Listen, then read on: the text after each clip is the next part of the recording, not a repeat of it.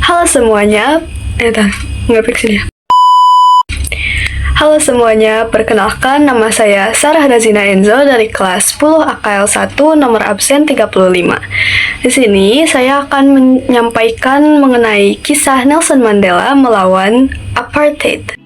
Nah, Nelson Rolihlahla Mandela lahir pada tanggal 18 Juli 1918 di desa Mvezo, Umtata, Provinsi Cape, Afrika Selatan.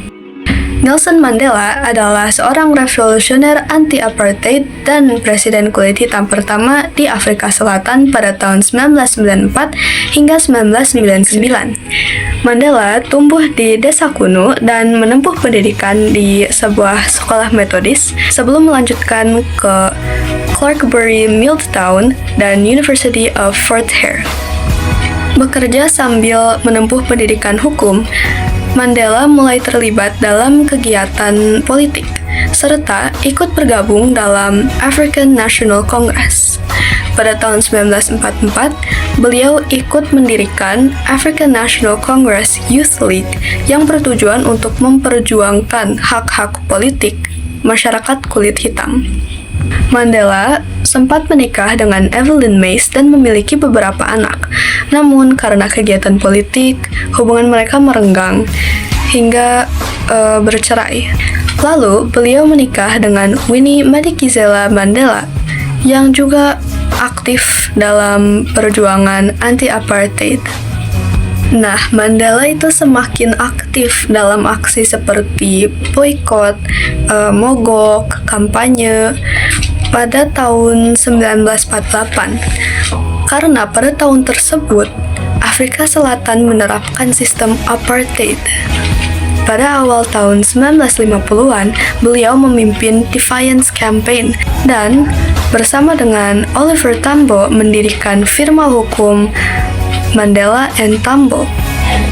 Mandela itu aktif dalam hal-hal yang berkaitan dengan politik, sehingga itu membuatnya sering kali ditangkap oleh pemerintah. Pada tahun 1962, beliau ditangkap oleh pemerintah, dan pada tahun 1964, beliau dijatuhi hukuman penjara seumur hidup. Beliau dipenjara selama 27 tahun, dan walaupun di penjara, beliau itu tetap memimpin perjuangan, namun secara moral, dan Mandela juga mendapatkan dukungan yang sangat luas secara internasional. Sementara itu, istrinya tetap melanjutkan perjuangannya. Pada 11 Februari 1990, beliau dibebaskan oleh pemerintah Afrika Selatan dikarenakan tekanan dunia internasional serta perubahan politik. Pada